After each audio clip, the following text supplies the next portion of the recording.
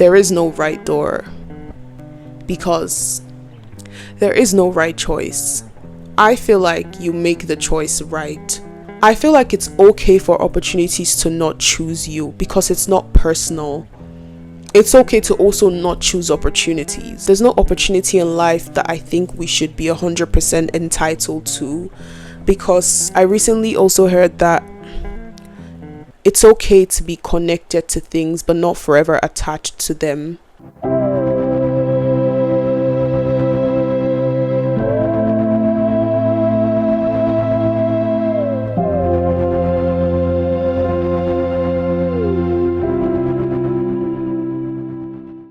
Hi guys, hope everyone's doing great. Today's a very easygoing, calm day for me, but I was just thinking about something, and yeah, I just thought to film like impulsively and just spit out anything that comes to mind on this topic. But I feel like it's gonna be along the lines of the fact that it's okay to not be chosen sometimes. And I don't really mean by people necessarily. It's okay to not be chosen by life at certain times, especially because what is defined as being chosen or being rewarded with a grand opportunity, a good opportunity, is very subjective based on how the universe operates. But yeah, let's get straight into the video and let's see how this goes. So I feel like I've been thinking about the future very recently. I've been thinking about it a lot, very much meticulously, wondering, okay, after this step, what foot do I put in front of the other? What would, in essence, be it for me? What would be my future, especially like as an immigrant. It's it's crazy. Like nothing is granted, nothing is predicted, But yeah, I've recently just been in my head a bit, and I guess it just got to a point where I had to halt my thoughts and realize that the whole foundation of why I was feeling some type of way, anxious, which is human by the way, but I realized that it's because I was trying to force the array of choices that are to be given to me by the world, by the universe. So in essence, it's almost like I've caged myself into this vacuum of it's this thing or the other for me to be all right, to be okay, for my future to be sound. So I'm looking at my future through the lens of, okay, how is this all going to work out? How is the rest of your life going to work out based on these two paths or these three paths, these possible paths, based on the paths that I am aware that exist currently? And the moment something doesn't fit right, it feels like everything's just crumbling. And I guess I kind of just realized that a lot of times when we think about our choices, we think of it as something more so rigid. Like I think that these are the only doors that exist. Door A, door B, C, D, E, F, whatever. But I think that I forget that the more you keep walking, the more the doors would appear. And it's not something you can really forecast or predict or have control over. You can't have control over how many doors appear or how quickly the next door would appear before you. I think it's just about opening one of the doors. And also, it just made me come to this, I guess, to remember rather, that really and truly, because I would find myself stressing. Sorry, I don't know if you can hear that, that's the tram. But I would find myself I can literally feel it vibrating on the floor. But I'll find myself stressing about what door to open. How do I open the door right? Like, do I twist it to the left? Do I twist the knob to the right? Do I just push it forcefully? how do I know this is the right door? And it really just circled and boiled down to the fact that there is no right door, because there is no right choice. I feel like you make the choice right, because even if there's a specific choice or a door or pathway that looks really attractive, a lot of times we'll be surprised at how unattractive it is in reality. For instance, now, the African dream, the dream that African parents have is that, my daughter or son would grow up to be a doctor or a lawyer, etc. They'll grow up to be this person that's like, basically, you have one of those cool professions you can brag to your friends about, the thing, my daughter has this, and maybe not even just like in African societies, I think generally like Western societies like as well, but I'd say like it's a bit much, the pressure, in my experience anyways, with African societies. Anyways, I digress. But point is, that is something that would be viewed as success. Leaving all of that aside, context and everything, like truly, like, in the Western world that we live in, that I live in, if I saw that someone made it as a doctor or as an architect, something cool, because it sounds cool, I would automatically assume that, wow, they really made it in life, and this person made the right choice with what they did. But how do you know that that is the right choice just because it looks good, it looks appealing? Because what's to say that that person's life as a doctor isn't actually fucking depressing? Because I was watching this video somewhere on, like, I think obviously YouTube. Yeah, I was watching this video on YouTube about this woman that said she was like a neurosurgeon. Was it a neurosurgeon or a doctor? One of them. But basically she put in all the effort, her eggs in this basket, did the right thing. I think she was Nigerian or something, but yeah. And in the end, she actually quit her job after like 3 years of working, and it's just like living a simple life. And I guess the average person would have thought that that would bring fulfillment, and that is the right choice, and that is the right way to go. But her life was depressing as hell. I think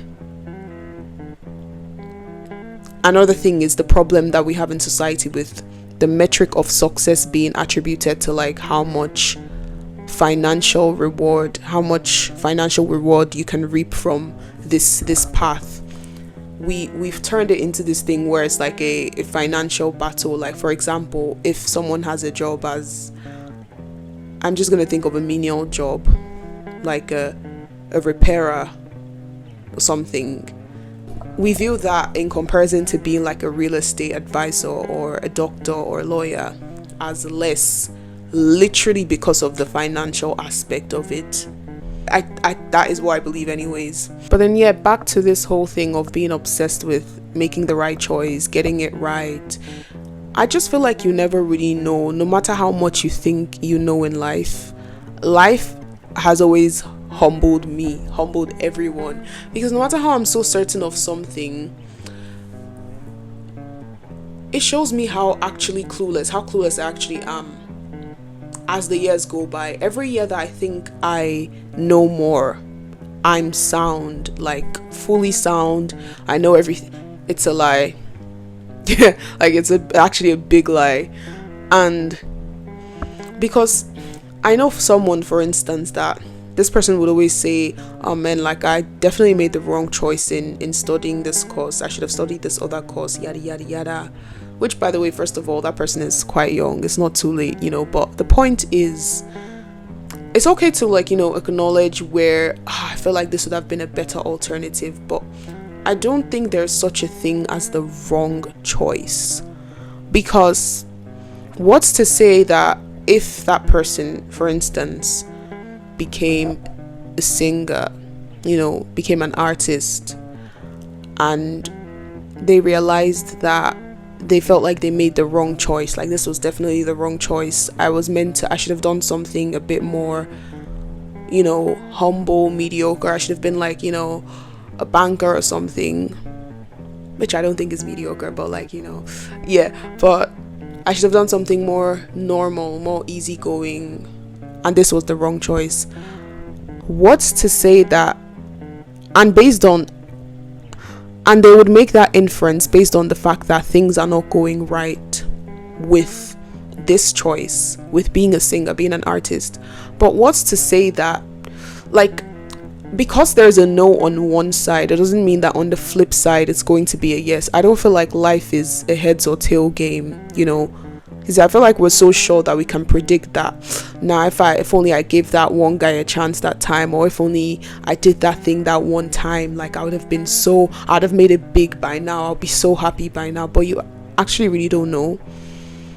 You don't know that the path of being maybe a banker would have probably severely depressed you. You don't know whether this is going to be a big reach, but this is actually very true. You don't know whether, say for instance, because you became a banker, you therefore decided to live in the city, in a different city, and all of a sudden you hopped on a tram or a train or something and it had a collision and you died, and your lifespan is literally halved. I know this sounds extreme. Hi guys, I was editing this and I just thought to pop in and add something that I don't think I added. But yeah, point being, making what feels like a wrong choice is fine because you can literally make a different choice.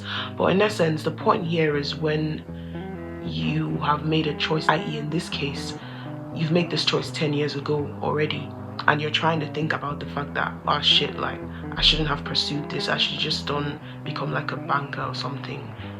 The fact that I didn't do this 10 years ago is a catastrophe, and my life would definitely have been better. And truly, I think that this is one of the instances that ignorance is bliss, because we don't know that it would have been miserable, like I said, but we also don't know that it would have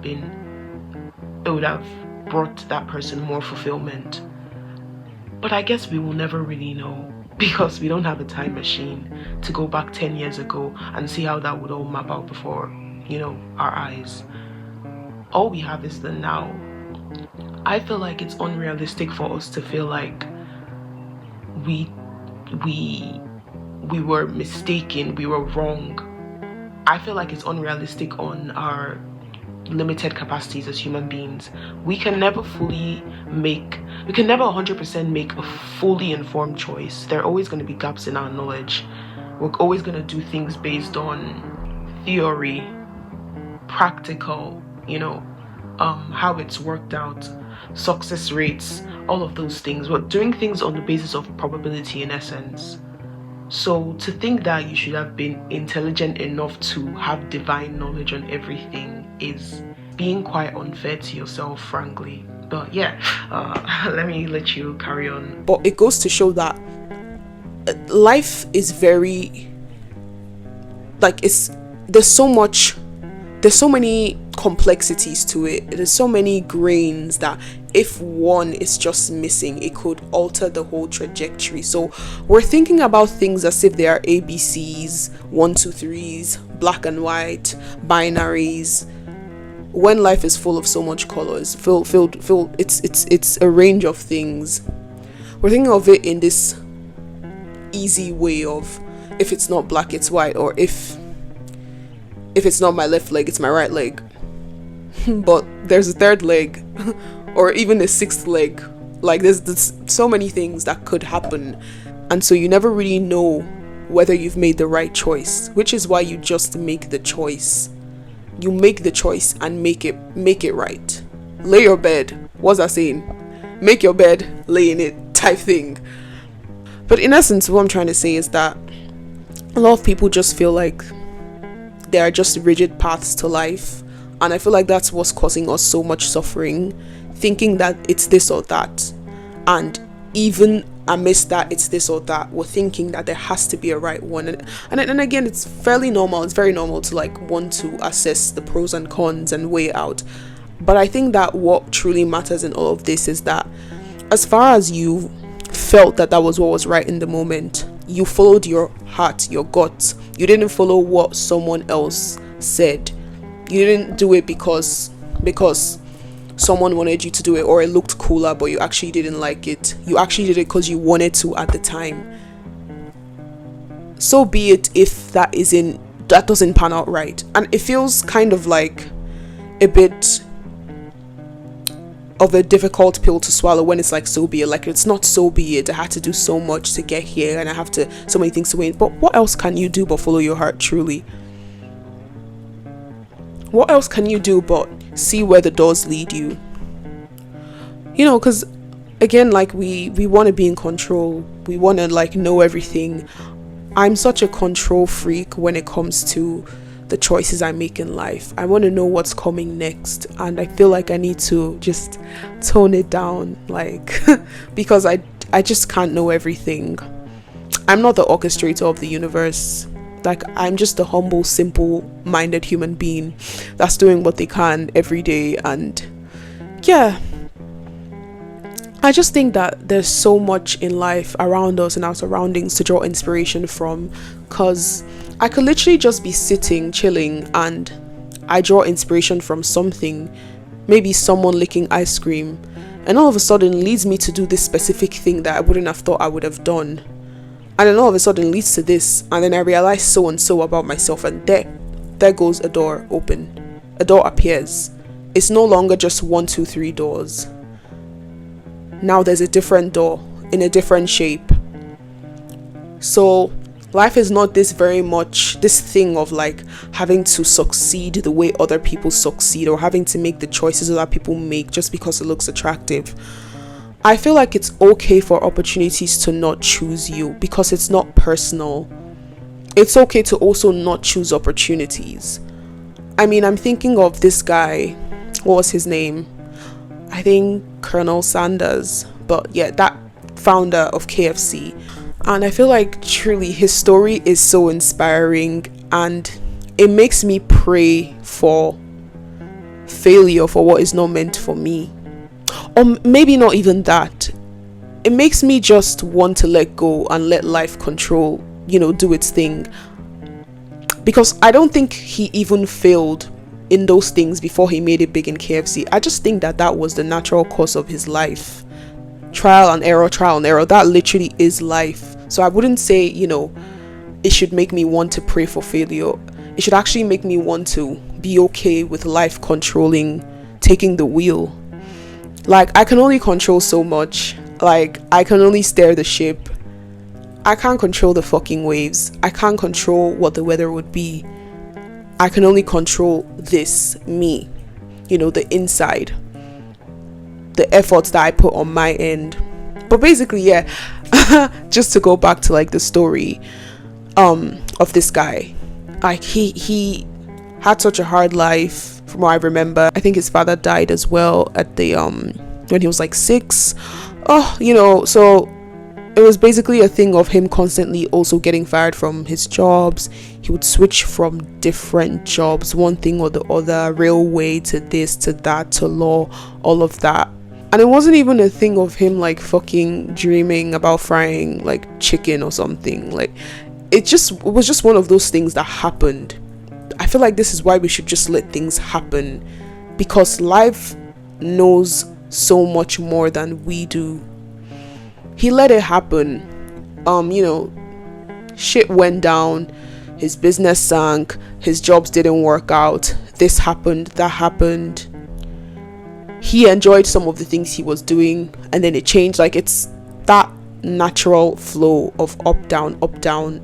It's not like this. And then it came to the point where he just like was selling chicken, trying to get people to sell his chicken, and based on the recipe, how much it sells, he gets like royalties from them or something like that. But in essence, he tried to get his product sold, and he got rejected like over 1,000 times. And then all of a sudden now everybody knows KFC just because of that one person that listened to him, just because he didn't stop trying. There goes the tram again. I just think that this story also taught me something else, that there's no such thing as it's too late, you get me? Like, I feel like I've seen so many stories of people. I think at this point there was one that I saw that there's this woman that was like 35 or 38, thereabout, in her 30s anyways, mid late, and she was like, oh my god, I wasted my life so much. I did this, I did that, wasted. Now it's too late, yada yada. And you know, it's human to like feel that way. Sometimes I feel like I've wasted my life on some things and I'm just literally like in my early 20s, so it doesn't make sense, like, I have so much time. So I'm not really faulting her for that, but it's more so the mentality we have. Like, there's no such thing as too late. I feel like she's so young. 30 is such a young, ripe age. There was also this guy that was 40 something as well. He was like, oh yeah, I wasted away my youth doing XYZ. I didn't follow a traditional career path. I was just flowing, going with the way things would go. I would play instruments, play sports, be on the road, hit the road. It was never really like something stable, grounded I built, yada yada, XYZ, you know. But the funny thing is, when he was speaking about his life, I didn't really think that all of those things he did were failures. Well, like, all of those things he did was like amounted to failure. I don't think it amounted to failure. I think that the bigger problem was, again, him using a metric for his success as bagging a corporate job. Because I remember he said something like, oh, he didn't have a degree, he was just doing things. And it's just so boring having to just be seen as successful only like via this like route of having a corporate job and whatnot. Like, oh, I'm a doctor, oh, I'm a mechanical engineer, astrophysicist. Oh my god, that's so cool. Like, yeah, it's cool, but like that's not the only thing that's cool. And I guess I'm speaking in terms of like people that are like, how do I say this? This is in essence different from like big movie stars, the 110%. I'm just talking about the rest of us. Like, no, it doesn't have to be these traditional things that just make you like cool, basically, that make your path, you know, worth something. I can't even remember what I was speaking about, but I feel like I lost my train of thought. There was something, I just want to go off so much tangents, to be honest, but yeah, I remember. Yeah. So it was about, yeah, the people that basically think this and that. Because something I've noticed, the common theme I've noticed is that when we haven't done something, we wish that we had done that thing more, even if we don't actually know that that path would have brought us more fulfillment. Take, for instance, people that were career driven when they were younger and had something stable. They would always say, you know, if they're asked, when they're asked like what their biggest regrets are, they would say things like, I wish I wasn't so focused on my career. I wish I was more focused on my family. These things matter more than this. I wish I did this more, XYZ more. But then the people that didn't build something stable, i.e. this man in this case, would say stuff like, oh my god, I shouldn't have done that. I wish I built something more stable. I wish I did this. I wish I did that. Also, people that have traveled around the world more, they would say things like, I wish I settled more, I wish I wasn't just all over the place. People that didn't would say they wish they traveled more. It's just one of those things that show us that there is truly no right choice. But please take that with a grain of salt. Please take that with a grain of salt. That doesn't justify certain things, you get me? But I hope that the people that get it. I'm not going to give any disclaimers. If you don't get it, that's fine. But there is no right choice. You just get to live with the choice you've made. I've had things that I've regretted in the past that, oh, why did I? Still, sometimes it just comes up. I'm like, no, I shouldn't have done that. Oh, this was. But no. I think it's just making peace with the choice that you made. Also, giving yourself grace with mistakes, because you are human. Yeah, so stressing and wondering about how, thinking that you would have been so happy if so and so was the variable, is false. And And again, like I said, it's not this thing that's just so easy to comprehend. Like, I'm still holding on to things, like thinking that if this would be the case, I would be happy. You know, it's silly of me to think that I've just like broken those shackles, but it does help when I remind myself of that, because I mean, we're human beings, we're always going to feel that way. Sometimes I think about the fact that a Hitler existed, you know. So if at the time his mother was pregnant and she lost that baby, she would have thought that this was the worst thing ever to happen. Whereas I would believe that his existence, we were better off without him existing. Do you get what I'm saying? But because it feels more personal and we're so like caught up in this bubble and everything, which is like rightfully so, she didn't know he was going to grow up to be who he was. She's gonna feel like, you know, that was like stuck. If only this happened, like, oh my god, oh, life would have been so much better. Oh my god, what's the harm? Why didn't he just like live? Why did I have to like lose him? And this is obviously not me saying that it's okay to like you know, like miscarrying your baby is a good thing. It just goes to show us how there's so many unfortunate things that happen, and we should feel terrible that they happened, because that's literally all we can feel as human beings. But we actually don't know the ripple effects or how our life would have looked in the grand scheme of things. Even on the flip side, I actually don't know if Hitler actually did not come into existence, there would have been a more evil tyrant that would have, you know, ruled, you know, Germany. There's so many things to consider. There's so many